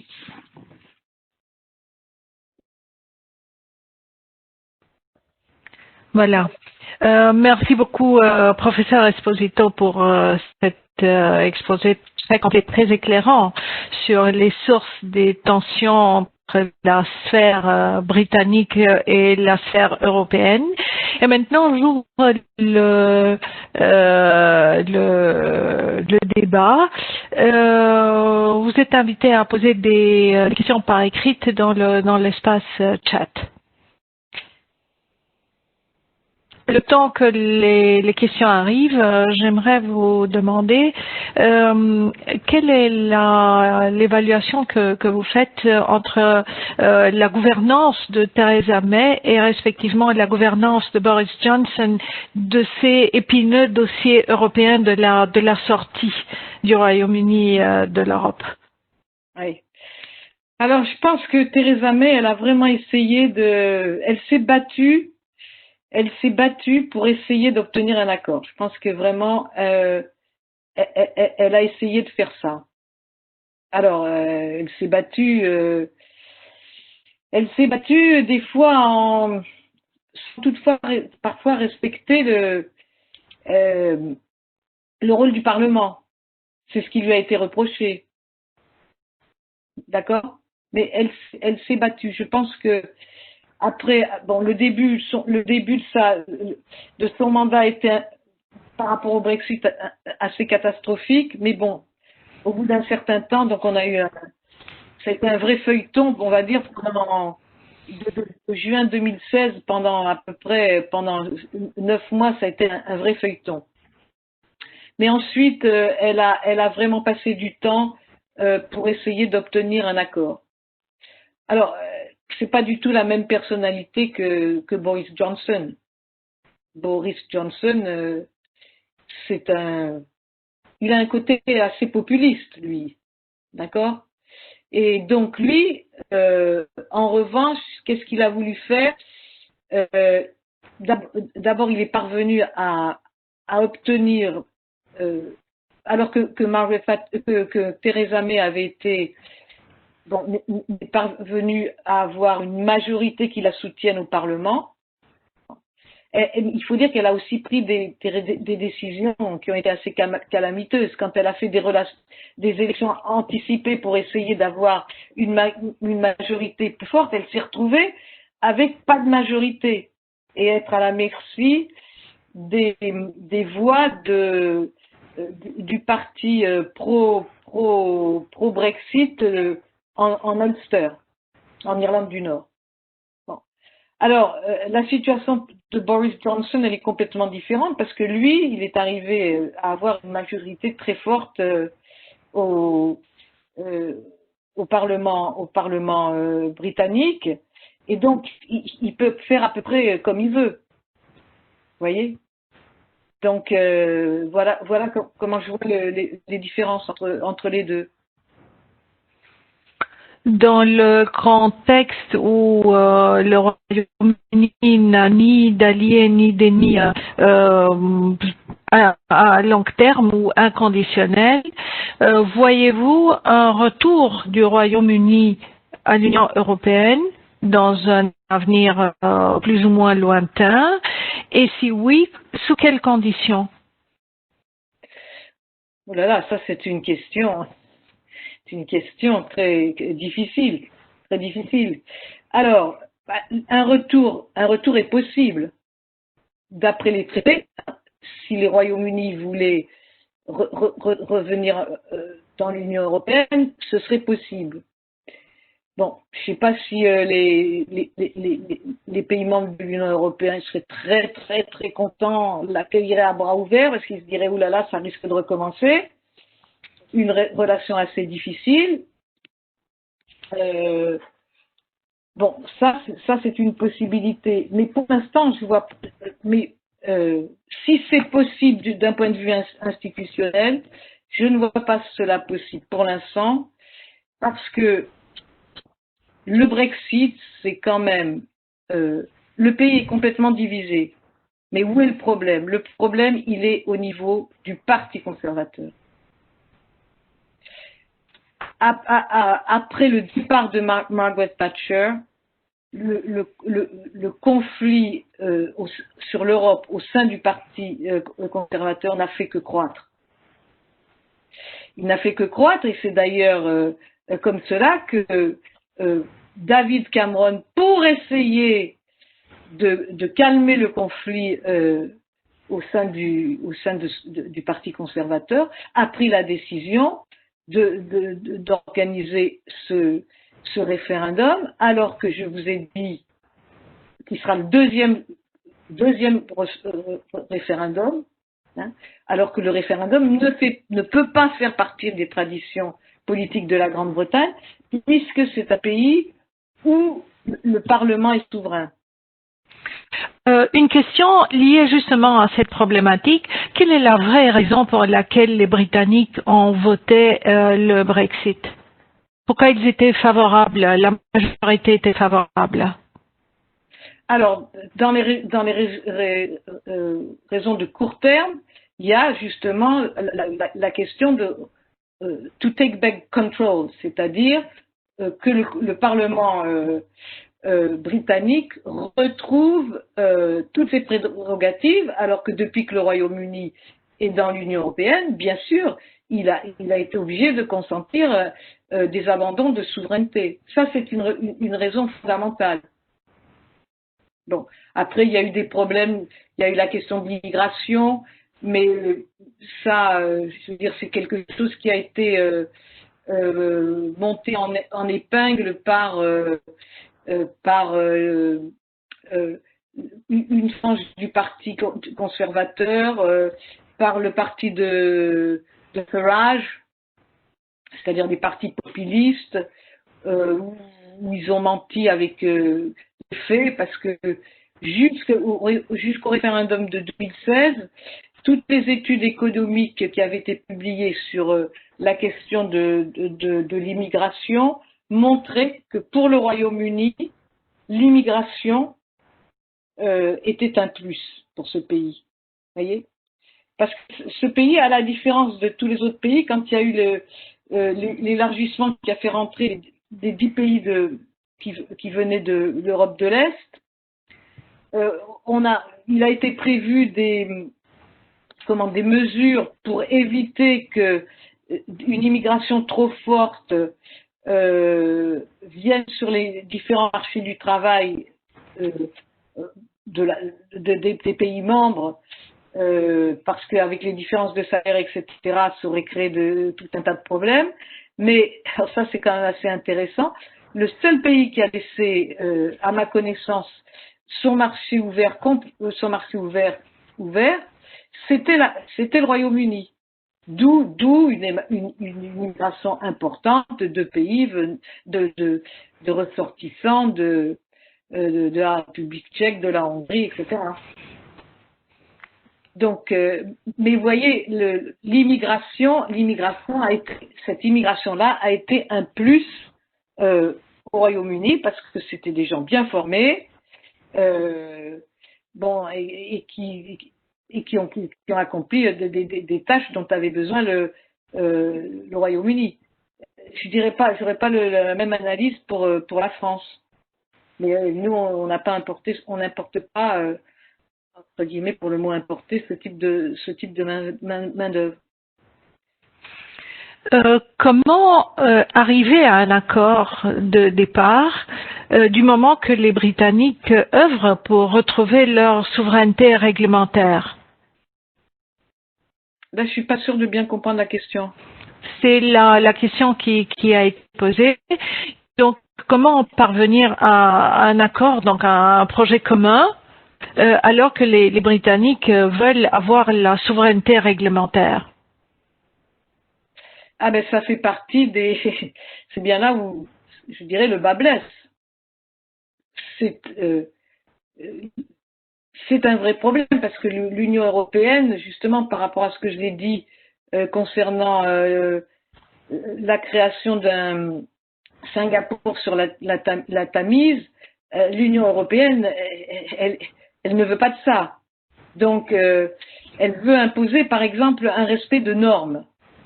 Parce que si les Britanniques se mettent à ne pas respecter les normes, on n'aura pas de level playing field. C'est évident. Est-ce que vous pensez que je réponds à la question là? Alors, je pense que oui. Est-ce que donc notre interlocuteur va se manifester certainement. Est-ce que vous estimez qu'il y a d'autres membres de l'Union qui risquent de suivre l'exemple britannique? Ah, ben écoutez, comment je pourrais dire ça? Personnellement, mais je n'engage que moi, je ne suis pas très optimiste quant à la situation de l'Europe à l'heure actuelle. Bon, l'Europe traverse des crises nombreuses. On n'est pas sorti de la crise financière et de tous ses effets. Il y a eu la question du Brexit qui a quand même, me semble-t-il, consommé beaucoup d'énergie au niveau européen. Après, on a eu la crise migratoire. Maintenant, on a la crise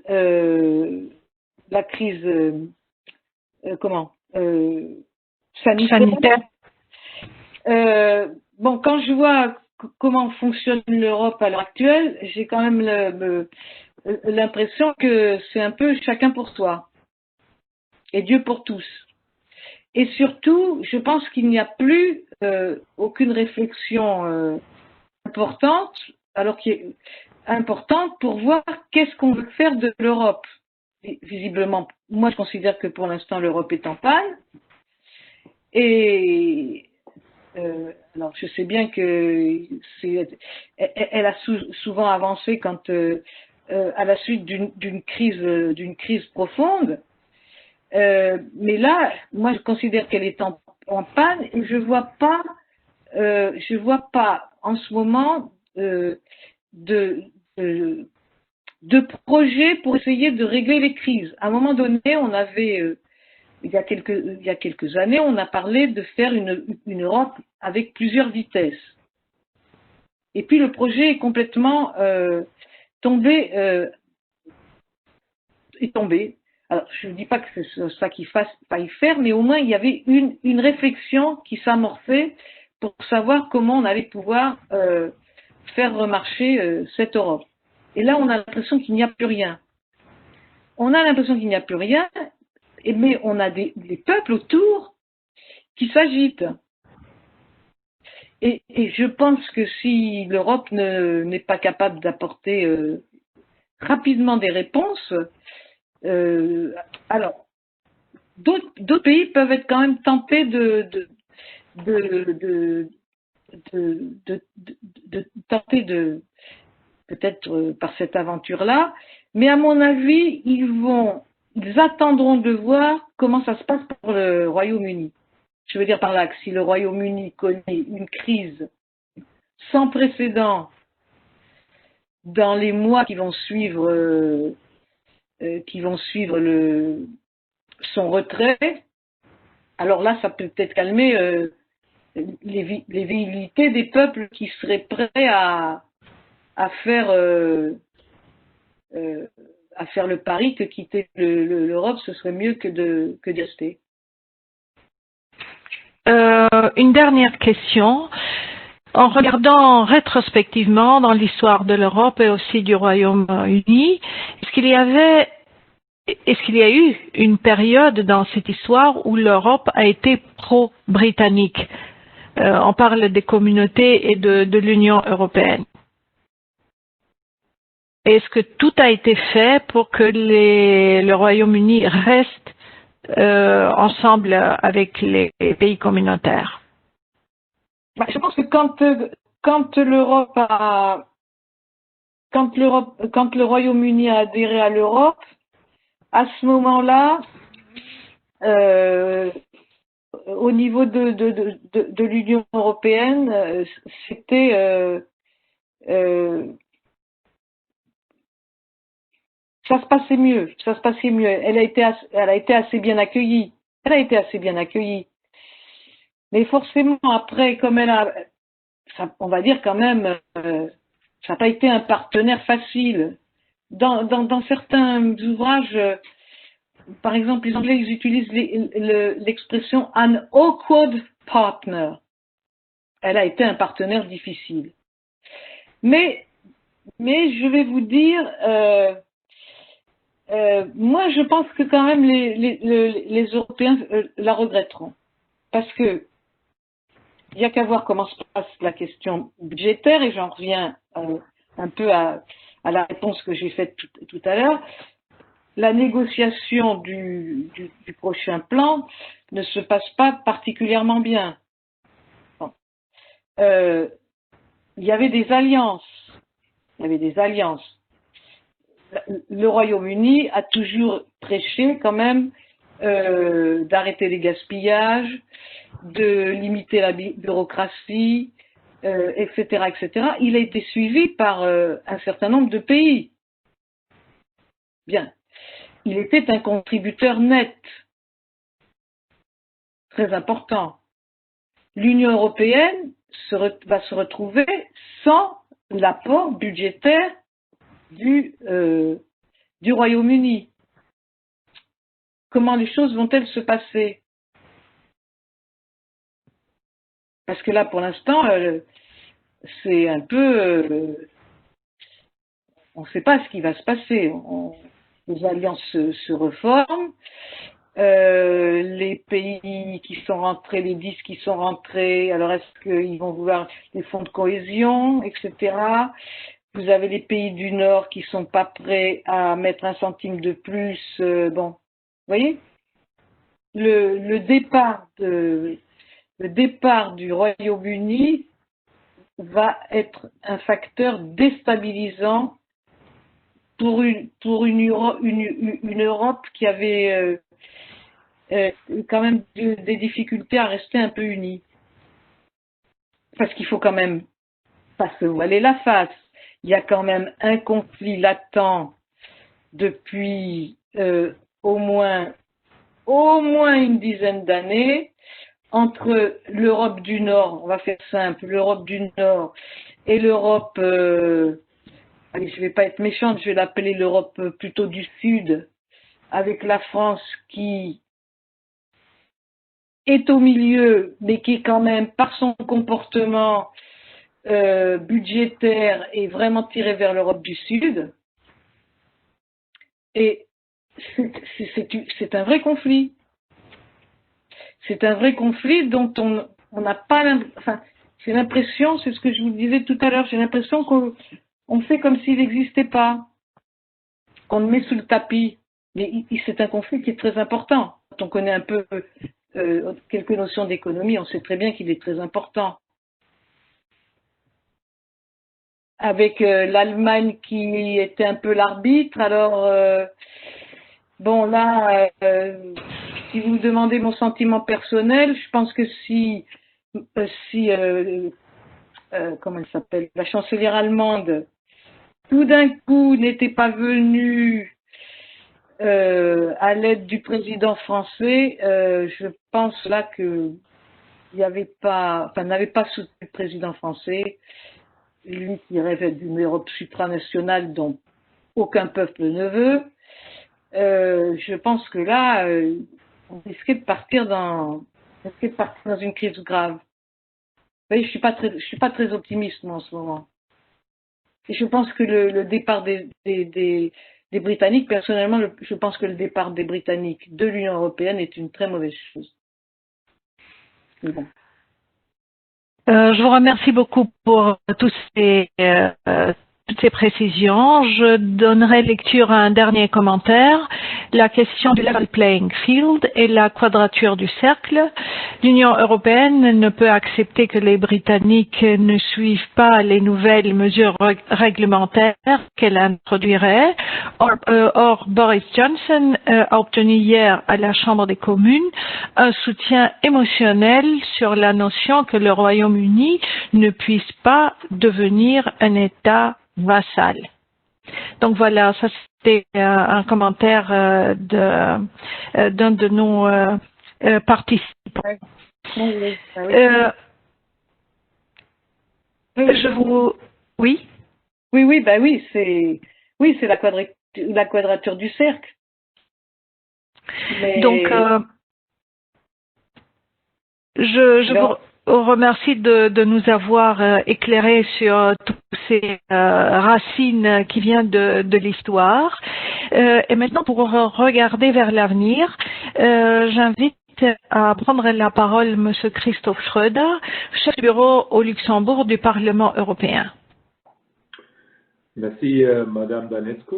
Grand merci aussi à vous, Madame Esposito. C'était quand même une revue de 3 siècles de relations entre le Royaume-Uni et, comme le disent les Britanniques, le continent, qui nous montre un peu d'où on vient, où on est, et peut-être aussi avec les dernières remarques où on ira.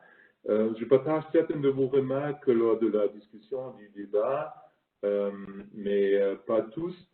Comme vous pouvez le comprendre, je crois qu'évidemment, on est en face de plusieurs crises, mais l'Europe agit aussi. Il y a un an encore, si on parle là de la crise sanitaire, qui à ce moment-là n'avait même pas encore commencé, mais en février, alors que la Commission voulait offrir, par exemple, aux États membres de coordonner une certaine réponse à la crise qui était à l'horizon.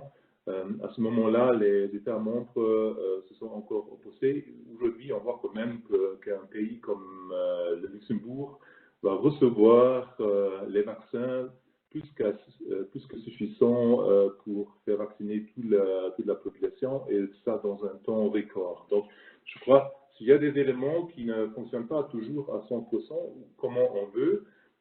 Ça fait partie de l'ADN aussi de l'Union européenne, comme vous l'avez dit aussi, et très bien aussi à Jean Monnet qui a dit l'Europe se fait dans les crises.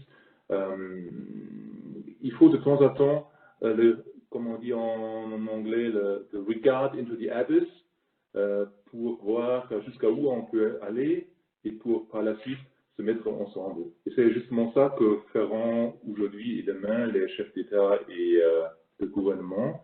Il y avait plusieurs regards into the abyss dans les semaines passées, et d'après ce qu'on entend maintenant, on peut quand même être un peu plus optimiste par rapport aux autres questions que vous n'avez pas traitées aujourd'hui. Si on parle du Brexit, évidemment, là on parle de toute une autre chose. Le choix anglais, dont vous avez parlé au début, a fait des dégâts. crois qu'on est tous d'accord sur cela, à plusieurs niveaux.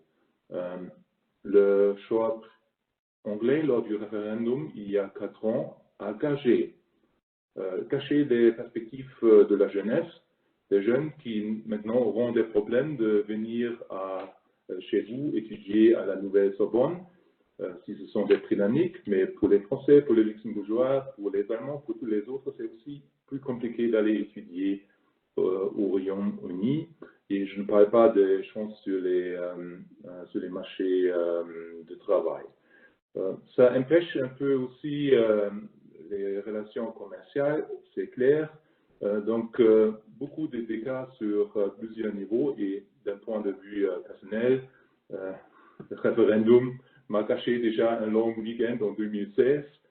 C'était le week-end de la fête nationale au Luxembourg, le moment là du référendum où, à cause de l'actualité, on a voulu organiser et on a organisé à l'issue du référendum une conférence de presse au bureau de liaison du Parlement européen, alors que tous les autres ont fait le point.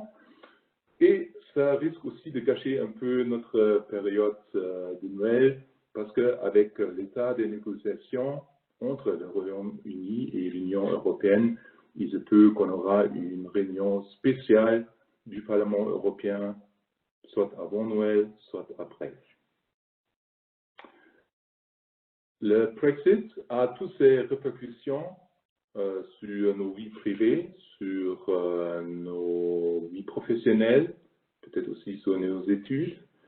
Comme d'ailleurs, la question du Royaume-Uni a aussi eu des répercussions sur la vie en Europe. Et si je peux ajouter, elle a même eu un impact sur le visage du Luxembourg, parce que grâce à l'adhésion du Royaume-Uni en 1973, les plans pour le bâtiment Schuman, le bâtiment du Parlement européen au Kirchberg, là où se trouve le premier hémicycle du Parlement européen, a dû être revu en 1970.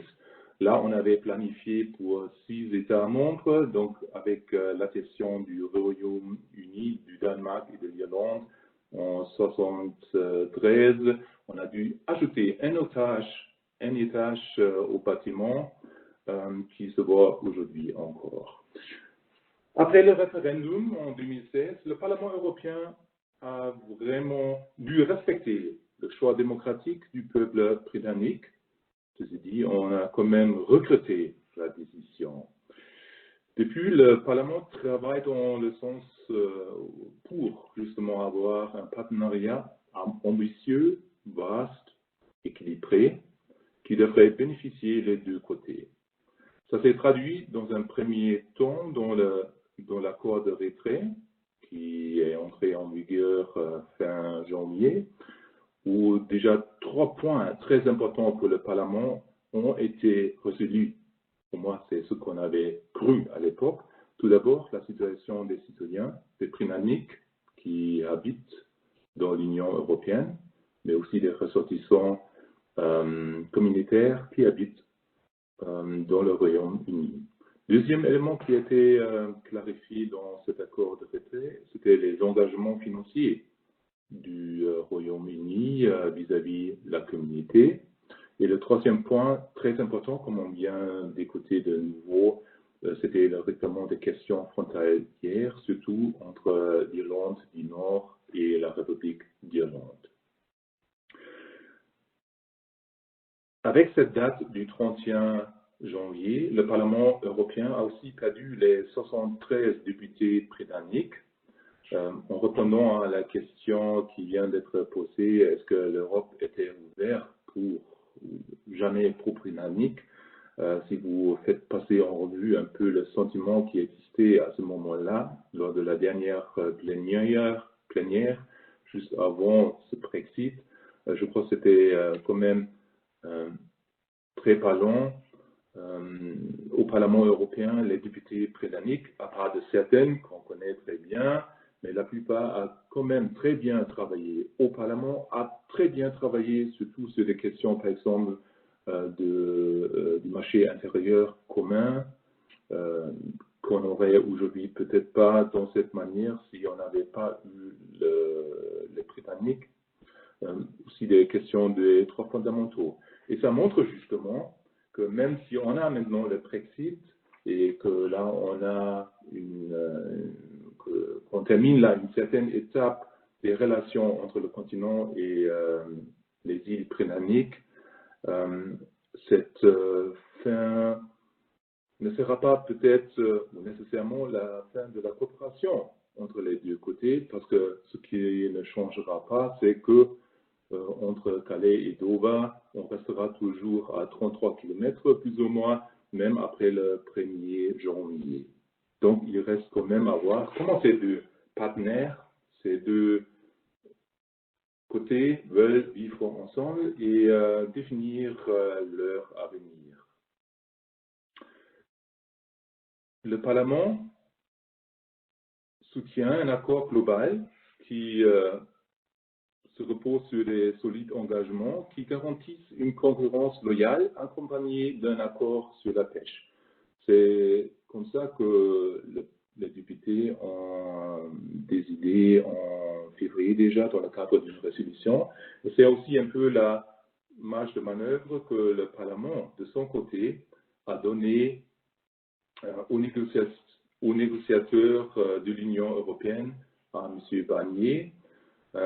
On constate qu'on n'y est pas encore là. Madame Danescu, merci tout d'abord aussi pour l'organisation de ce webinaire. Madame Danescu a dit qu'on est sur un point mort, peut-être. De toute façon, avec ces délais de négociation qui changent, maintenant on est, d'après ce que j'ai entendu, sur dimanche prochain, on n'est pas encore arrivé à un accord qui pourrait satisfaire les deux côtés. Je n'ai pas de boule de cristal devant moi, malheureusement ou heureusement. Certains observateurs posent déjà la question, est-ce que maintenant on est évidemment on est sur la dernière ligne droite si on veut arriver à un accord avant la fin de la période de transition, parce qu'il nous faut 2-3 semaines dans les institutions européennes pour adopter un accord éventuel. Les observateurs se posent les questions, est-ce qu'on est maintenant juste dans la dernière phase de trouver le perdant du playing game, donc savoir à qui la faute pour l'échec des négociations, ou est-ce qu'il s'agit plutôt de trouver encore une manière de sauver la face pour l'un ou l'autre, qui dans le temps a quand même eu des lignes rouges qui ne sont pas acceptables pour l'Union européenne. Donc si Mme Esposito pose la question, est-ce que l'UE peut interdire, entre guillemets, un Singapour sur la Tamise? Évidemment, l'Union européenne a ces moyens-là. Les Britanniques veulent avoir accès à notre marché et c'est à nous de régler cet accès. En même temps, nous avons un certain intérêt à avoir accès à leur marché, donc on se met ensemble. Dans cette dernière, c'est d'ailleurs aussi le Luxembourg qui est impliqué là-dedans, comme l'un ou l'autre parmi sait peut-être, le négociateur, non pas le négociateur, le rapporteur au Parlement européen pour ce traité pour l'accord commercial, s'il y en a, c'est justement Christoph Hansen du PPE, du CSV au Luxembourg, qui, au nom du Parlement, est impliqué dans les négociations pour la Commission des affaires de commerce international et qui suit le travail de l'équipe de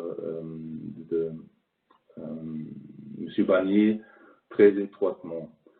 Je crois qu'on peut se réjouir que jusqu'à maintenant, la Commission et l'équipe de Barnier a su tenir au courant le Parlement européen, parce que c'est le Parlement qui, ensemble avec le Conseil, doit approuver l'accord. On est aujourd'hui au 10, à l'issue du dîner fameux de Mme von der Leyen et M. Johnson hier. On parle maintenant d'un résultat jusqu'à vont jusqu'à dimanche.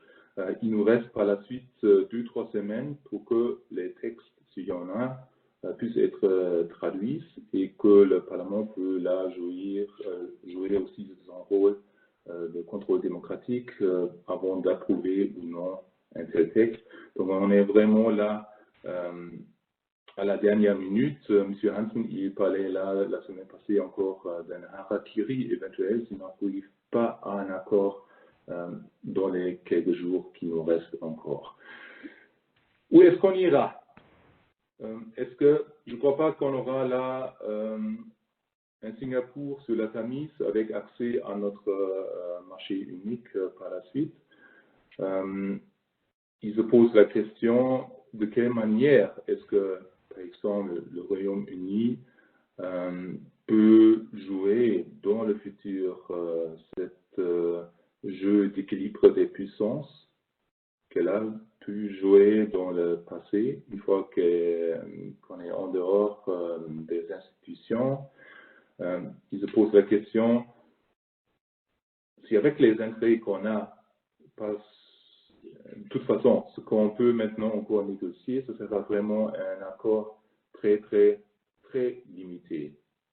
À la limite, encore sur certaines marchandises qu'on peut échanger à partir de janvier. De toute façon, ce contrat qui est en négociation maintenant ne va pas résoudre toutes les questions qu'on a.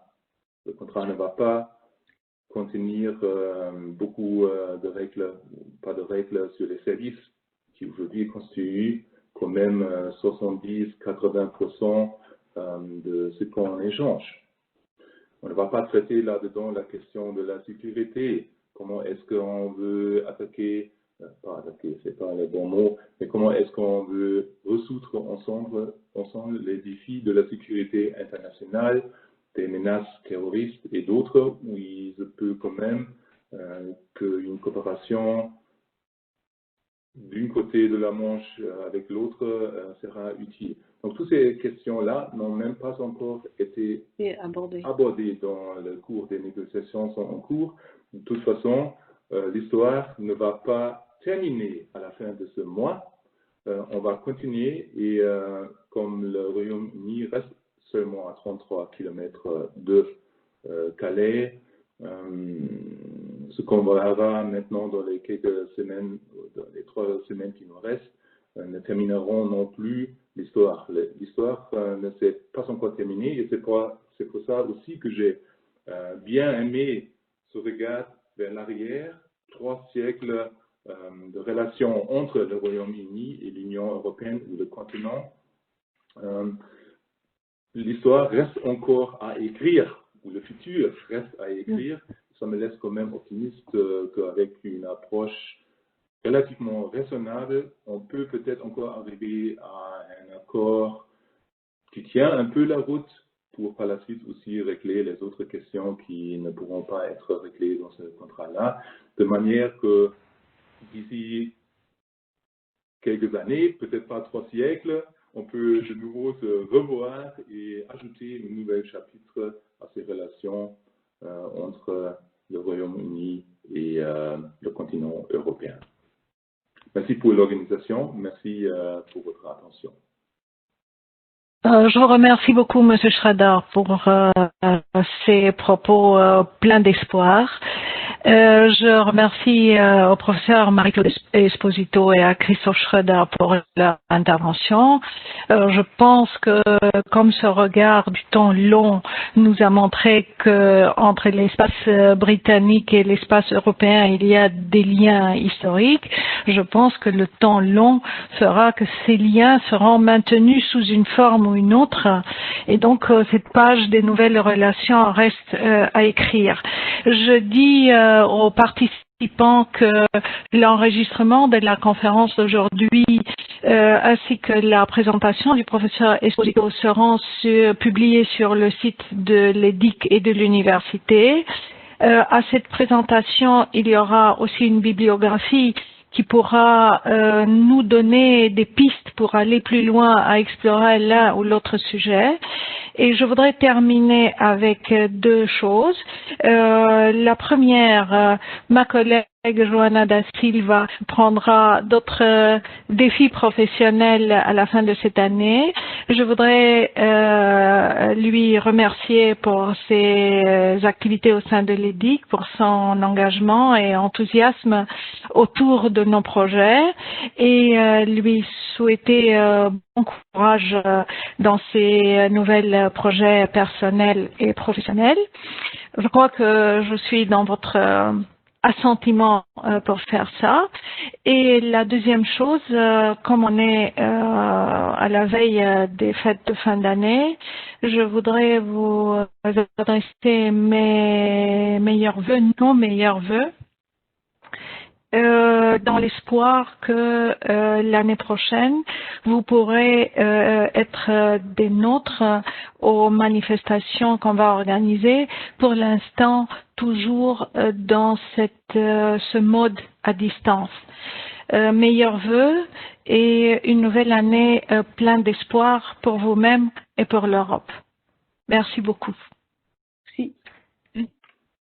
Au revoir.